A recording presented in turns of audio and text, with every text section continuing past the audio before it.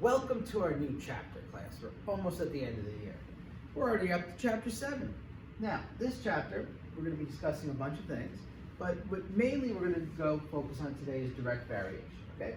By the end of this chapter, you're going to be able to understand what the proportionality constant is, how to find formulas containing a gradient relating to variables, and how to find the missing variables from patterns in previously related variables, all right?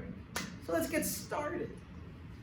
All right, so let's look at a quick question here and use this question to help us out. It states, suppose petrol, another word for gas, costs about $3 per gallon. All right.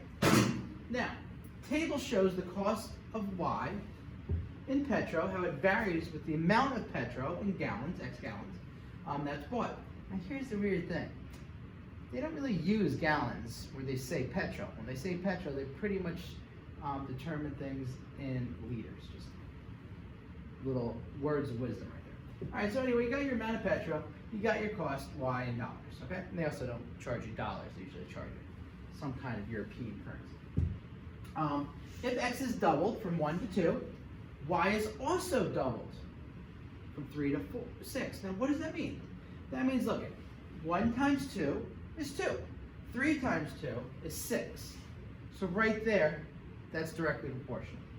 Watch this. If X is tripled from 2 to 6, so 2 times 3 is 6. Well, guess what? 6 times what is 18? It's also tripled to get from 6 to 18. Okay? The variables X and Y vary proportion to each other. So look at, to get from 2 to 4, 2 times 2 is 4. 6 times 2 is 32. 3 times 5 is 15. 1 times 5 is 5. All right? And you can do it all the way around. All right? What does it mean to be directly proportional or to vary directly? Well, what that means is to multiply one of the two variables by a number, and that results in the other one being multiplied by that same number. So for instance, whenever I multiply the top by to get my answer, I'm also multiplying my bottom by to get my answer. And that's just in table form. So whenever I multiply X by, I'm multiplying Y by that same value to get what its value is when X has its value. And that's it. That is going to be the basis of our first 2 lessons. So, first thing, the variable X and Y are directly proportional. So the way you would write this is Y and this weird looking figure, which means directly proportional to X, okay? Now, if Y is directly proportional to X, then Y equals Kx, where K is a constant. So K is the number you're multiplying them both by, all right? Pretty simple. So when Y is graphed against the X in a straight line with a gradient K, it passes through the origin. So it has to be a straight line, and it also has to pass through the origin in order for it to be directly proportional. All right? So the way that works is pretty simple. Sorry. And this symbol reads, is directly proportional to, or varies directly as I just said before. You don't need to copy this down, but just so you have it here. So, gradient, your proportionality constant, right? Another word for slope, okay? So, Y equals Kx. So whatever the slope of my graph is, that's what my proportionality constant is, all right? Origin. Everyone knows the origin of a graph is 0, 0, 0, 0. All right? Nothing really tricky about that one. All right? There we are. Now, in the petrol scenario, the proportionality constant, K equals 3, and the variables are connected by the formula Y equals 3K. Now, what that means is, I go rise over 1, up 3 over 1, up 3 over 1. That would just be my, right? And this was the one, this proportionality segment right here, that's the one I'm talking about right here. Okay? When you multiply 1 times 3, you get 3, 2 times 6, you get 3. So the purple one is our proportionality constant. Okay? That's our petrol. All right, let's keep going here. You ready? Get to an example. The table shows the relationships between the side length of a square and its perimeter. All right? So if the side length of a square is 1, its perimeter is 4. If it's 2, 3, and 5, what are the perimeters? Why don't you try to write that real quick? Now let me give you an example. That's a square, right? If each side is 1 on a square, 1 plus 1 plus 1 plus 1 equals 4. Remember, a square is a parallelogram or a rhombus, right, or a rectangle that has 4 equal sides. Okay? So there's 4 equal sides, there's 4 right angles, so all the sides of a square are the same. So, 2, if my side length was 2, what would my perimeter be? 2 plus 2 plus 2 plus 2, or 2 times 4, which is 8. Alright? If it was 3, 3 plus 3 plus 3 plus 3, 12. It was 5. 5 plus 5 plus 5 plus 5. It'd be 20. Alright? Now, we're going to use that graph to show that P is directly proportional to X. Now, in order for it to be directly proportional to X, remember it has to go through the origin and it has to be a straight line. Can't have one point out of that straight line. They all have to be in a straight line. So, first one, graph the point. 1 over 4 up. Okay? 2 over 8 up. 3, 12. 5, 20. Okay? Now, how do we tell if they're a straight line? I take a ruler or a straight edge and I go like this. And I draw my straight line. Now, look what happens. Not only are they a straight line that goes to the origin. Okay? C, the third part. Find the formula containing P and X. So can you create a formula that relates, or model that relates the side length of a square to its perimeter? Or otherwise known as the perimeter of a square formula. So this is a graph, like I said before, the straight line which passes through the origin. Both of these things have to be true. So P is directly proportional to X. Right? I think we said that before. So what is the gradient of the line? What is the gradient of this line? How do you find the gradient of a line? How do you find the value of slope? Slope is blank minus blank over blank minus blank. In case you forgot. y2 minus y1 over x2 minus x1. Well, our y's here are not y's, they're really p's. So we're going to take a second point, subtract the first point of the p's, and then the x's. So pick any one of these two. I'm going to happen to pick the first two. So p2, 8, minus p1, 4, divided by x1 minus x2, 2 minus 1. 8 minus 4, 2 minus 1. If you did 3 minus 1, 12 minus 4, 5 minus 2, 20 minus 8, 3 minus 2, 12 minus 8, you'd all end up with the same answer. Because when you reduce this, you get 4 over 1, which equals 4. Watch this. 5 minus 1 is 4. 20 minus 4 is 16. 16 over 4 is 4. See? So our gradient of this line is 4. Now, as we said before, the gradient is also known as your proportionality constant. So the proportionality constant, K, equals 4. So the formula connecting P and X is P equals 4X. Because it's just like Y equals, so whatever is in your vertical column, that is the thing by itself, the variable by itself, equals proportionality constant K times whatever variable represents your horizontal axis. Okay? It's like dependent independent. Okay? Dependent equals proportionality constant times independent. Got it? Awesome. Do problem number 1. Easy problem. It states, my back. Which one, graph, is y directly proportional to x? So in only one of these 4 graphs do you have y directly proportional to x. And you already answered that, right? And what answer did you give? Did you say A? A is a curve, not a straight line. B, it's a straight line, but does not pass through the origin. C, passes through an origin, but not a straight. There we go. Our winner is D. And why is the answer D? The answer is D because 2 things happen. 1, it is a straight line. And number 2, more importantly, actually no, equally importantly, it passes through the origin. So it has to pass through the origin, has to be a straight line. Okay? One down. All right, let's go to the next one. Problem number 2. For each table of values, plot the graph of y versus x. Y versus x, that means just plot these points here. And then determine whether y is directly proportional to x. If it is, find the proportionality constant.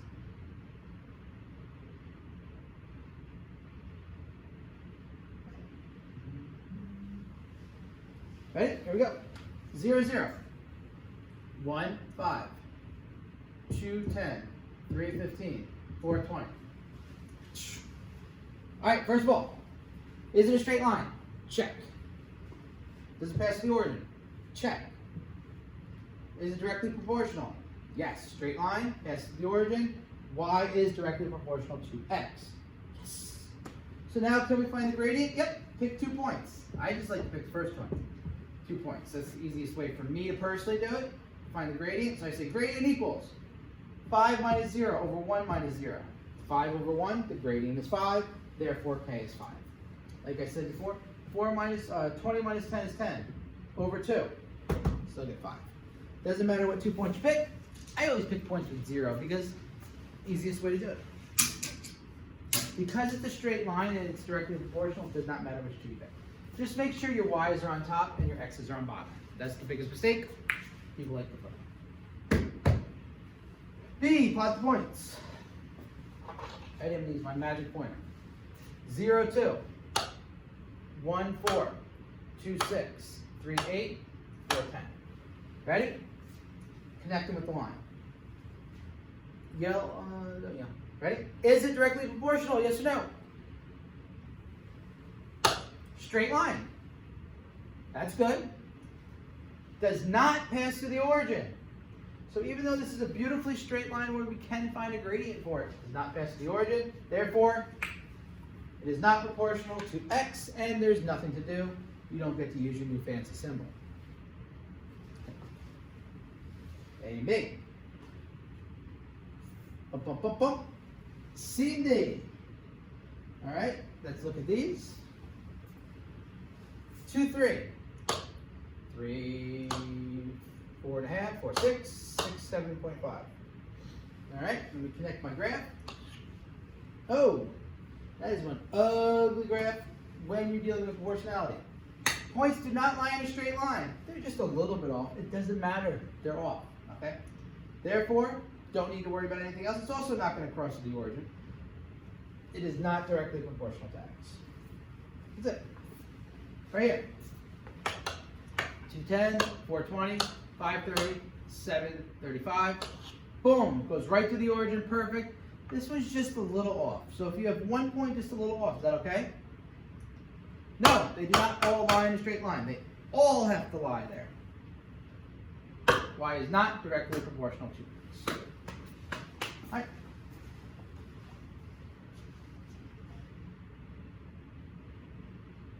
Making good way.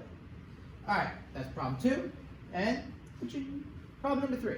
Table shows the cost of purchasing W kilograms of prawns. Okay? So the weight, 0, 1, 2, 3, 4. Cost is 0, 15, 30, 45, and 60. Draw the graph of C versus W. All right? 0, 0. 230, 345, 230, 345, and 460. All right? Let me connect it with a line. Pretty good. The reason it doesn't go through here is you never have a negative prime. Explain why C and W are directly proportional. Tell me. All right? Well, 2 things. Straight line and passes through the origin. That's all you need. So therefore, C is directly proportional to W or varies directly with W. Find the formula connecting the 2. So pick your 2 points to find the gradient. Like I said, I always like to pick the first 2. 15, 1, and 0, 0. So G equals, 0, 0, 0, 1, 15. 15 minus 0 over 1 minus 0. 15 over 1 equals 15. So C equals 15W. W equals 1 over 15C, if you did it backwards.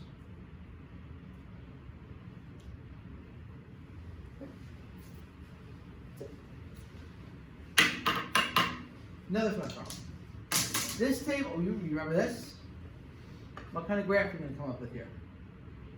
Piecewise, very good. Table shows the cost of parking in a parking lot. Find the cost of parking for 1 hour, 2 hours, 2.5 hours, and 4 hours. Go. Let's see if you remember your piecewise stuff.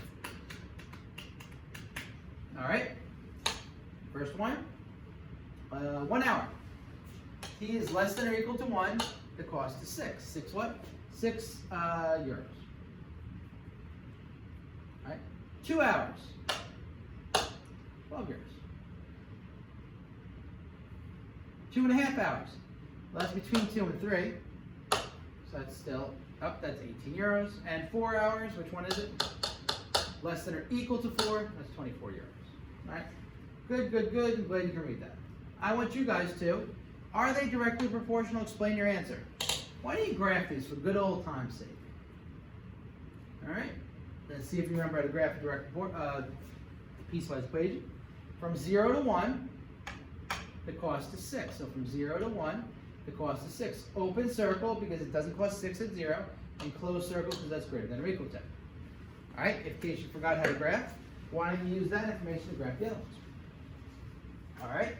1 to 2, we're at 12. Up to 12, open circle, closed circle. There you go. 2 to 3, at 18, open circle, closed circle. 24 from 3 to 4, open circle, closed circle. And 30 from 4 to 5, open circle, closed circle. Now, is that graph directly proportional? A, is it a straight line? No. The graph is not a straight line. The graph does not go to the origin, so 2 no's is not a double negative, it's still a no. So that means it is not directly proportional. Dot, dot, dot. Therefore, C and T are not directly proportional to each other. All right?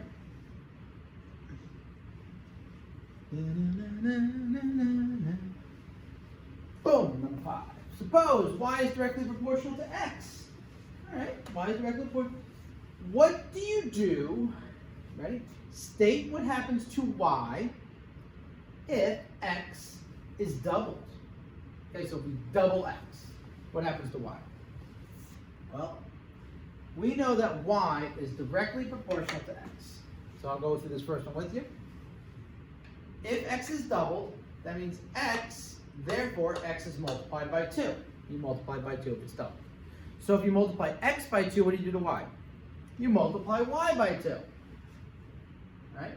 Now when you multiply by y by 2, that means y is also doubled. Alright?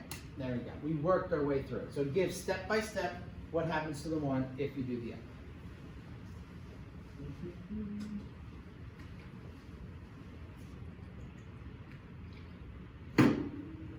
Alright? If x if y is multiplied by 6, so if x is multiplied by 6, y is also multiplied by 6. That's your answer. Therefore, if y is multiplied by 6, x is also multiplied by 6. Right? That's it. What happens if x is divided by 3? Well, x is then multiplied by a third. So y is multiplied by a third. Y is divided by 3. Right?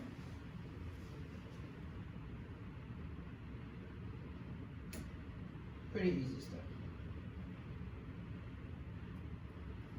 All right. If y is increased by 20%, that means you multiply it by what?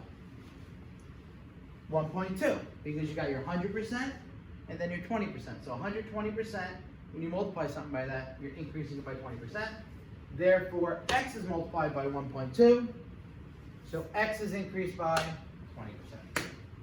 This is very easy stuff. When we get to inversely and go do this stuff with powers, it gets a lot different.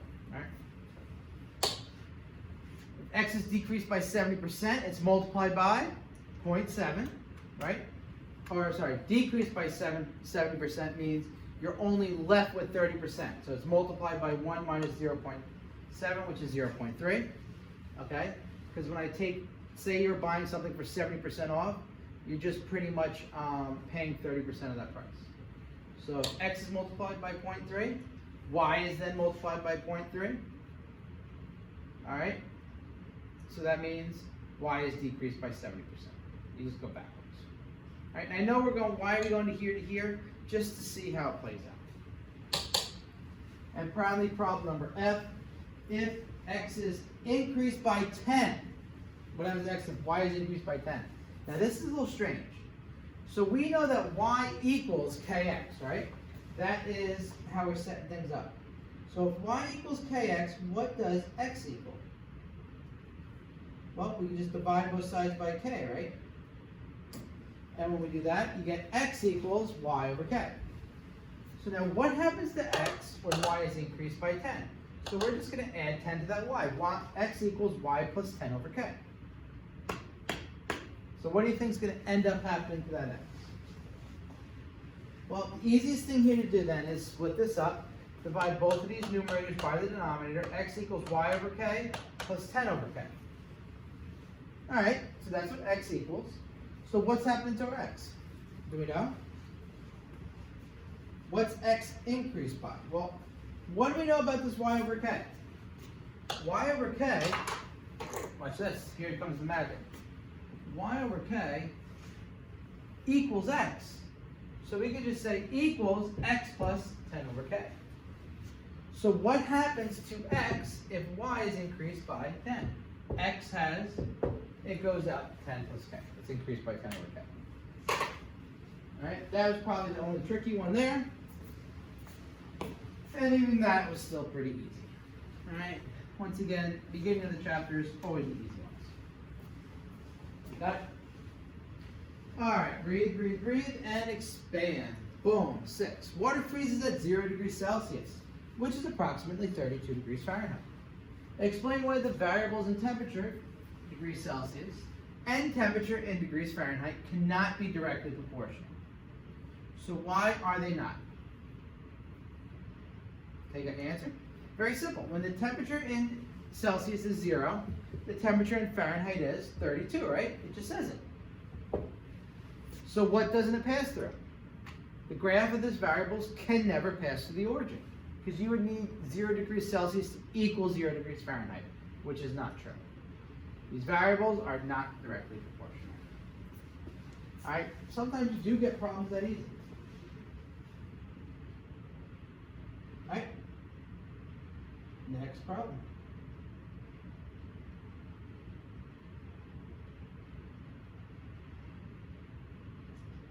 This is a tough one. This is a long one. This is a couple slides in this up. Water is poured into a drinking glass at a constant rate. Determine whether the following pairs of variables are directly proportional. Okay, so first, this is our drinking glass right here. Is the volume of water and time that you're pouring the water in directly proportional? What do you think? Well, let's think about it. The volume of water is increasing at a constant rate, right? Okay, the more you pour in, the more water, the longer you're pouring the water in, the more water comes, right? Now, initially, how much water is in the glass? 0, right? And initially, what's your time? 0. So there's initially no water in the glass. Therefore, your initial time is 0, so that's like your origin. Constant rate of pouring it in, that's like a straight line. Therefore, the volume of the water and the time are indeed directly proportional. All right? Now let's deal with the amount of the volume of the water and the height. Do you think that's directly proportional? Well, let's look. The volume of water and the height are both initially 0, right? The water usually starts at 0. With no water in the cup, the height's 0. Now, are they going up at a constant rate? Now, adding a unit of volume will add less and less to the height the more the water is added, as the radius is getting larger. Do you see how this cup slants outward? Okay, if this cup was a cylinder, all right, if this cup, see how if I brought this straight up like this, and I brought this straight up like this, which we're not, and it was like maybe like a soda can, all right, then it would be directly proportional. But because the sides go out, the more water you put in, all right, the longer it takes to fill up, because you have to fill in more and more water the higher you go up on the glass. So because of that reason, the volume and the height are not proportional. But like I said, if this was like a can of soda, definitely would be. All right. Number 3. What about the height and the slant line? So are these two, the height, the actual height, and then the slant line, do you think they're proportional? Well, let's go check it out. The height and the slant length are both initially 0, right? 0 here. There is no length to the slant, and the height is 0 right at this point, right? Right at either of these points, they're both zeros. Now, they both form two sides of a right triangle. What? Well, look at this. How could these be part of this? Very simple. If I did this and I found an angle right here, what am I talking about? Well, look at this is my slant length in blue, and this is my height in red. It's a very small triangle, and this is a very small angle right here. All right, so a right angle. So, what do you think? Are they proportional? Directly. Well, way to figure this out is use some trick. Cosine theta equals height over slant length. Why is that? The reason for that is you guys should be using SOHCAHTOA. All right. In case you forgot what SOHCAHTOA is, SOHCAHTOA. All right. So we have, this is our angle. This is adjacent, opposite, hypotenuse. Okay. The height is adjacent. The slant length is hypotenuse. That's your cos. So cosine adjacent over hypotenuse. Adjacent is height, hypotenuse is slant length. That's how we set up our trig function. The height equals the slant length times cosine, right? Now is the cosine angle always the same? Well, that cosine angle is changing, right? Or no? What do you think? No, it never changes. Because look at it. Stays here, and as we go on, that tricky? As this thing gets higher, this stays the same. The slant length gets longer, and this gets longer. However, this always remains the same. These are the things that change. And because that's a constant, that means that height and slant length are indeed directly proportional. All right? Sorry if that was a little tricky for you. But I didn't think that was too bad. What do you guys think? Not too bad? Not too bad. I heard not too bad. I heard. Students in school don't think it's too bad. All right. Next. The height and the radius. All right, height and radius. So the height of this versus the radius. What do you think? Height's initially 0. Is the radius initially 0? No. Your radius is initially whatever it is. I don't know what it is. It's initially here. So when your height is 0, you still have a radius that has a value that equals something. Because that number is not 0, that throws a wrinkle in our whole graph and not directly proportional. And let's go to the last one, the slant length and the weight of the water. Ooh, that's interesting. Slant length and weight of water. Are they both initially 0? Yeah, they are. They are indeed directly proportional to the height, right? We said slant length is directly proportional to the height. You can then say. And the weight of the water is directly proportional to the volume, right? The more volume, the higher volume, the more it weighs, and water always weighs the same amount, so that's constant. Okay, so that means that the height of the water and the volume are not directly proportional. All right, so we know the height is not directly proportional to the volume, right, from B. So therefore, the slant length and the weight of water are also not proportional. All right, so we pretty much used all these things. And the one you may say, like, why not height and volume? Well, the volume and the height, we said, because the higher you go, the different the volume changes. All right? Got it? So I used C, B, and A to solve that. Okay. Now we come to 7. 7 was a little crazy one, I told you. Suppose that was a little more difficult. Alright, ready to go another one? Let's go to problem number 8.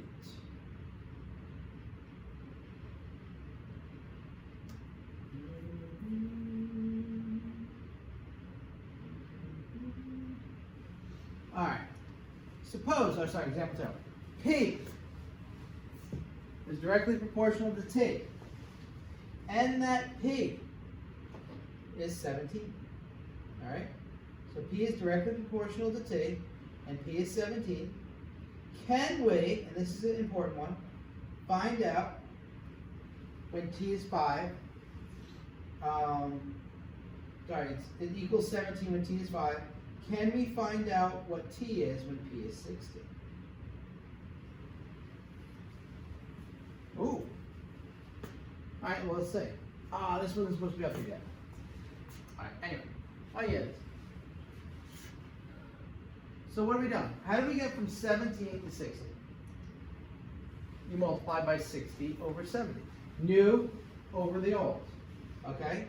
So in order to do that, we multiply by 60 over 70. Everyone good so far? Awesome. Now, since P directly proportional to T, we must multiply T by the same thing. We also must multiply it by 60 over 17. Therefore, T equals, find T when P, so we're going to take 60, or 5, and multiply it by, 60 over 17. Okay, so we take our initial number 5 and multiply it by 60 over 17.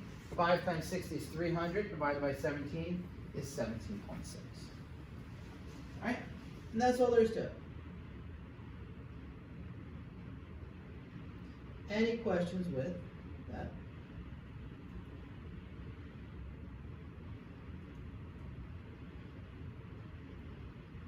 Awesome.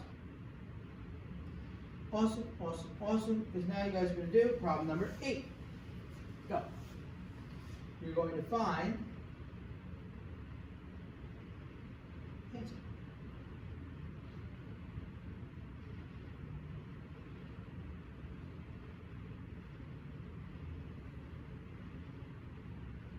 All right, you should be done.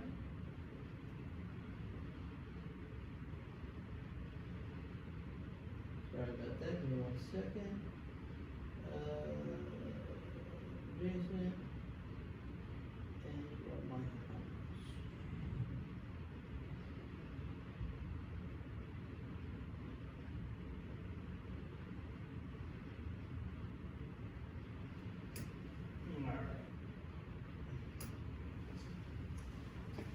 Draw your graph. You don't have to make the table. No. It's easier to do. So when x is 7, y is 24. When x is 21, how do you find y? Well, how do you get from 7 to 21? You multiply by 3, right? You must multiply by 3 to get from 7 to 21. Right? So that means in order to get from our new y, we have to multiply y by 3. And y was 24. 24 times 3 is 7. Right? All there is to it. So keep going.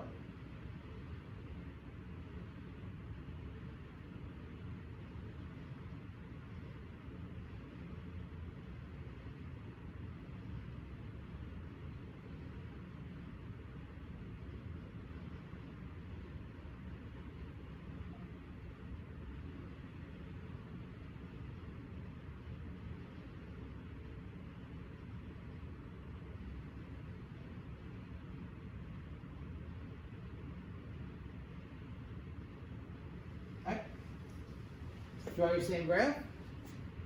Find x. So to get from y, when y is 30, to get from here to here, you're going to multiply what? By new over old. 30 divided by 24. And you can reduce that by dividing by 6 over 6, and you can multiply it by 5 fourths. Right? So what do? I must multiply x by 5 fourths as well. So I do 7 times 5/4. 7 times 5 is 35 over 4. Right? Pretty easy, right? I'm just checking the time here. Awesome. All right, let's go to number 9. Suppose M and L. M is 40. All right, when L is 9. So go. All right, let's make our chart. You don't have to make this chart, but I like it. To get from 9 to 45, I multiply by 5. So I have to multiply M by 5 as well, since M is directly proportional to L. 40 times 5 is 200. Right? You're cross multiplying almost. Almost. All right.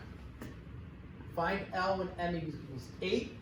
Well, to change M from 40 to 8, what do you have to multiply by? You actually have to divide. You have to multiply by 1/5, 8 over 40, which is 1/5. Or you can divide by 5, either one. So I must multiply L by 1/5. I deal with everything in multiplication just because it's easier that way. So 9 times 1/5 is 9 over 5.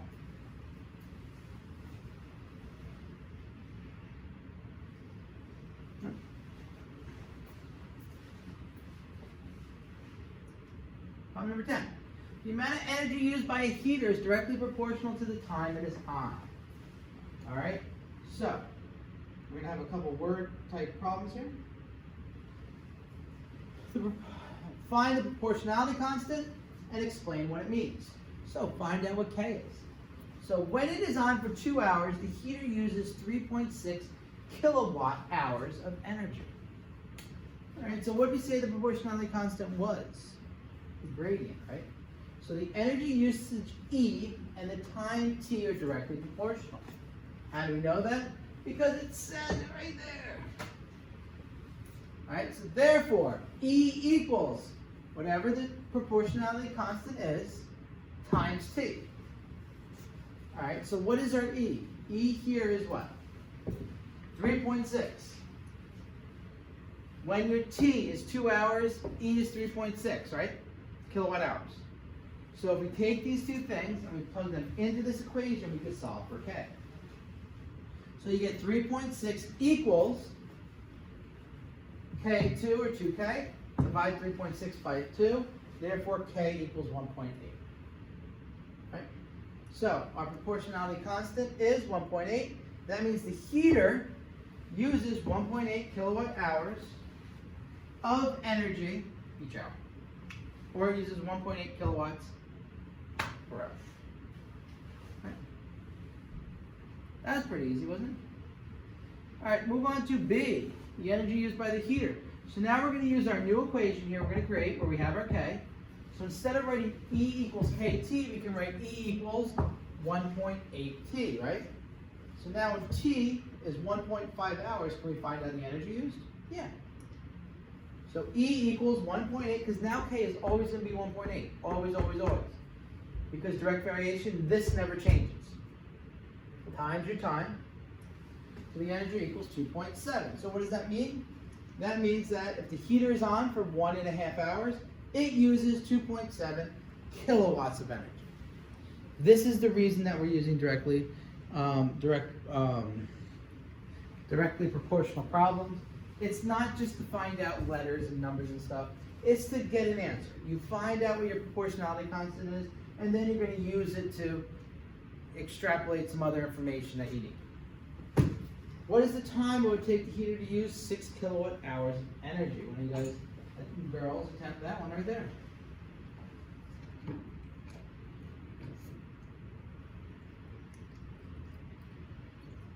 E equals 6 kilowatt hours.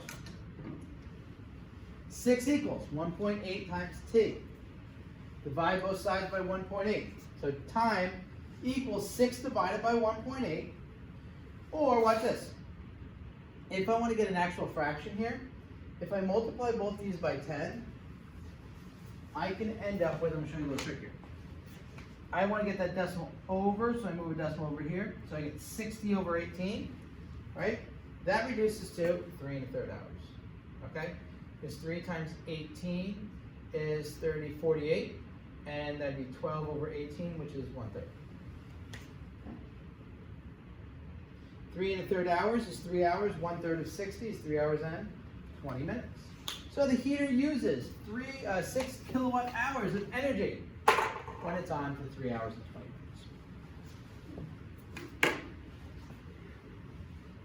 Whew. Thought I had my second winner, don't I? All right, we're gonna do some more. Isabella has drawn a scale diagram. Same question, different, same type of question. For a school, the actual length is 16 meters, and it's represented by 30 centimeters on her diagram.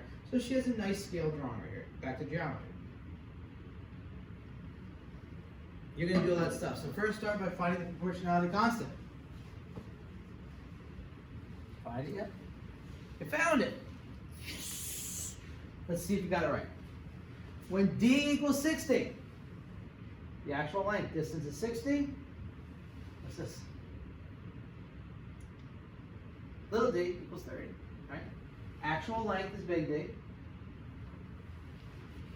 Diagram is little d. So what's the proportionality constant? D equals K times little d. 60 equals K times 3, K equals 20. How does this relate to the diagram? Very simple. 1 centimeter on the diagram represents an actual length of 20 meters.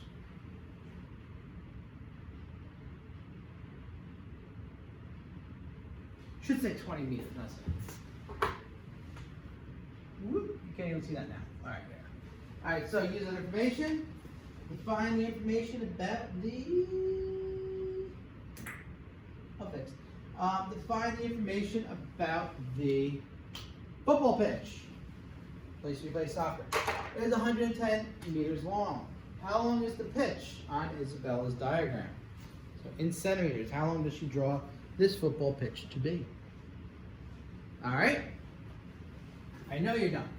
So we're going to use our equation. D, big D, equals 20, little d.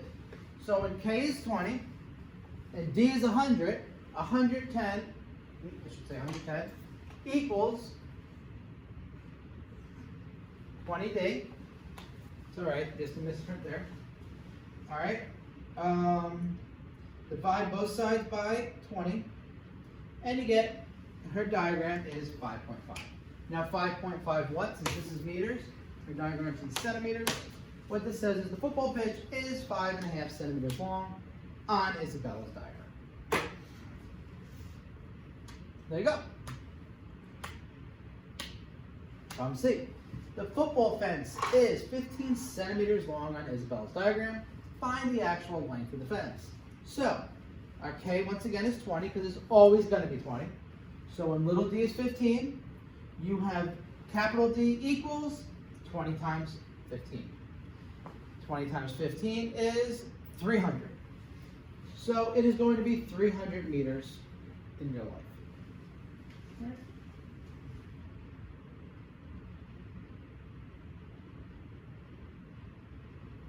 Two more problems, a bunch of parts in those problems, but only 2 more problems.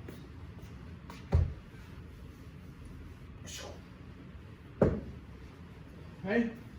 The momentum of a gridiron player is directly proportional to his velocity. That's a football player. Find when he moves at 5 meters per second. His momentum is 610 kilogram meters per second. All right? We got a whole bunch of stuff going on there. All right, so what we're going to do is find the player's momentum and the velocity required. Now, in order to do this, what do we have to do to find the answer to these problems? You're going to want to find out what K equals first, and then you're going to want to create the equation. So can you guys tell me what K is first? Try to find it. All right, the player's momentum is directly proportional to his velocity. So the goal here is to find K first. All right, we know that P equals KV.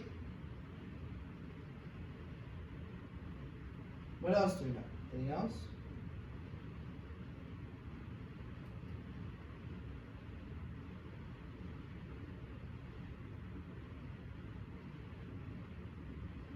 Boom. We know that when K is a constant, V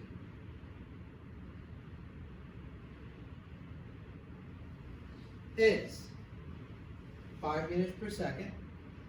P, the momentum, is 610 kilograms meters per second, -1. So use that information that we just did there to find K.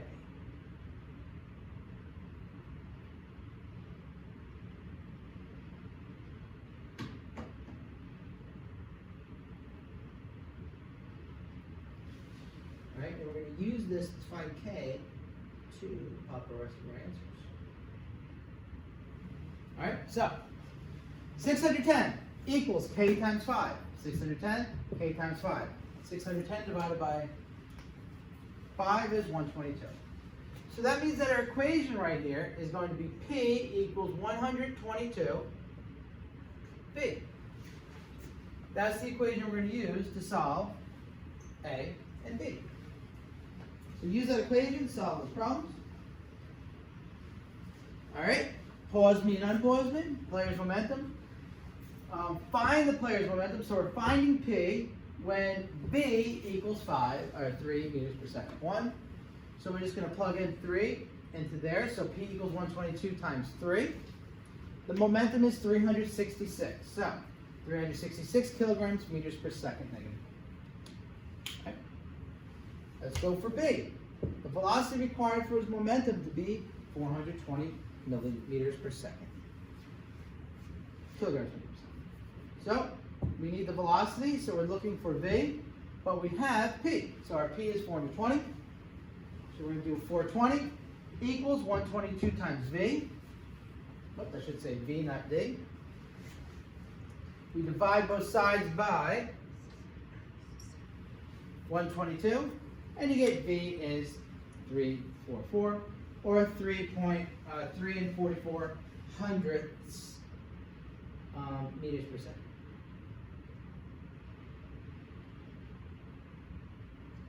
Right.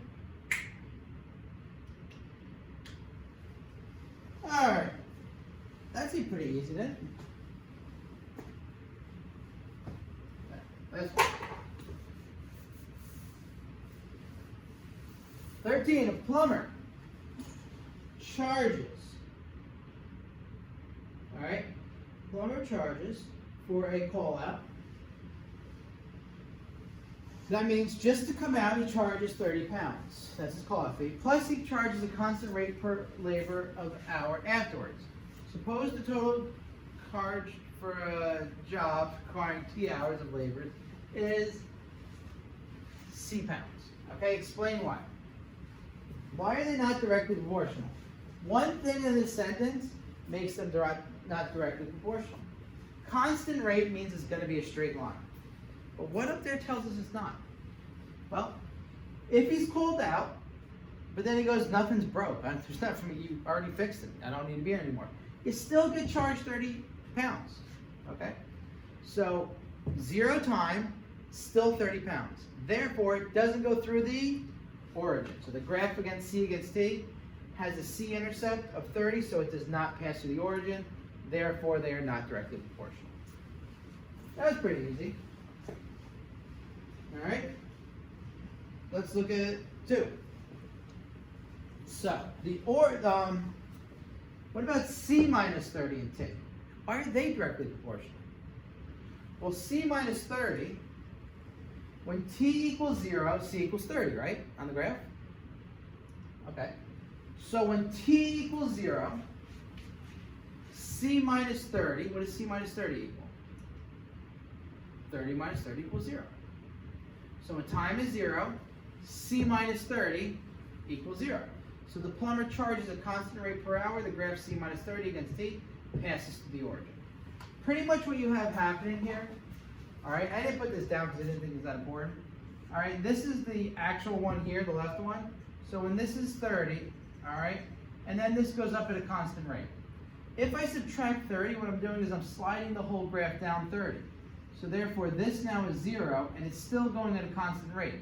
Okay, because each one of these points is getting slid down 30, making this go into the origin and everything else okay. And that's it. That's why that's true. Can you do things like that to problems to solve them?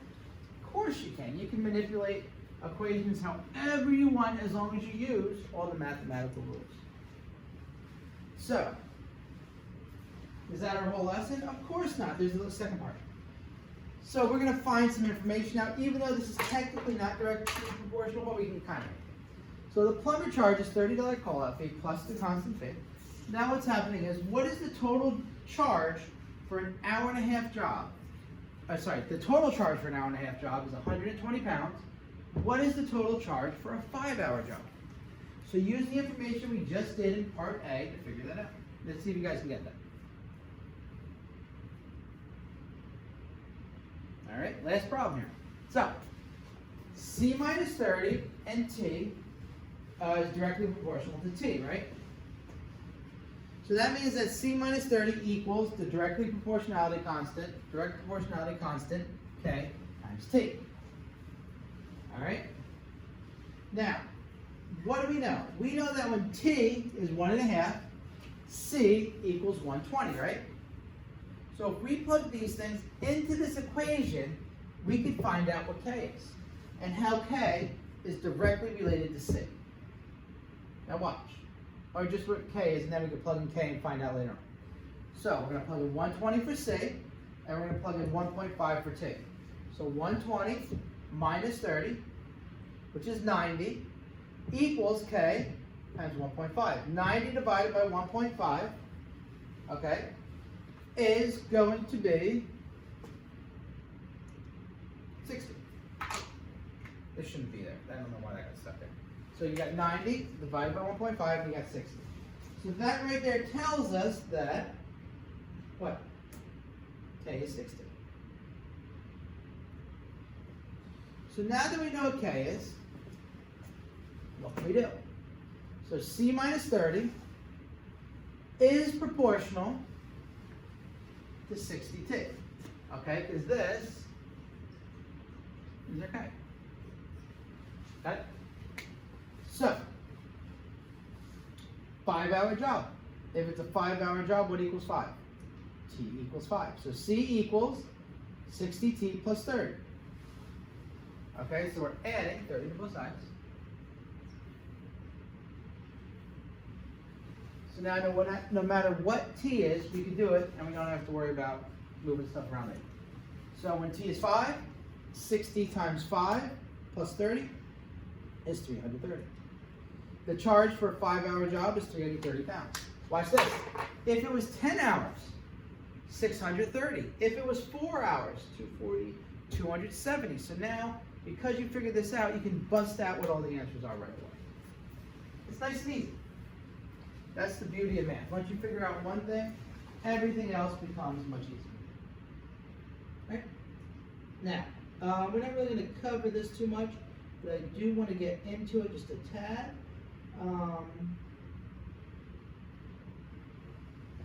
What the states is. Right?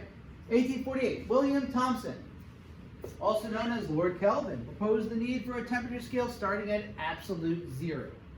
Okay? His idea stemmed from research showing the proportional relationship between the amount of kinetic energy in a system and its temperature. By extrapolating his results prior to where the kinetic energy of a system was 0, he was able to predict absolute 0. The lowest possible temperature you could ever achieve is negative 273.15 degrees Celsius. So what do you think he did here? Find Kelvin. So what he did was, the standard unit in temperature known as Kelvin is K, named in his answer. Absolute 0 is regarded as 0 degrees Kelvin. So what he did was he pretty much took this axis and slid it down and made negative 273.15 degrees Celsius, 0 degrees Kelvin. Okay? So now every time you increase Kelvin by 1, it also increased Celsius by 1. So it increases this number by 1. So 100 degrees Kelvin is equivalent, 100 degrees Celsius is equivalent to 373.15 degrees Kelvin. All right? Things we could discuss in class, but we're not going to do over here. What ways is it useful for the variables in direct proportion? What measure of temperature is most convenient? And which most natural measure of temperature? All right, we'll discuss that in class. as an engineer, I know all those answers are so, but we don't need to go over them now. We're just gonna end the show. I don't got my fancy slide behind me. So that completes 7.A.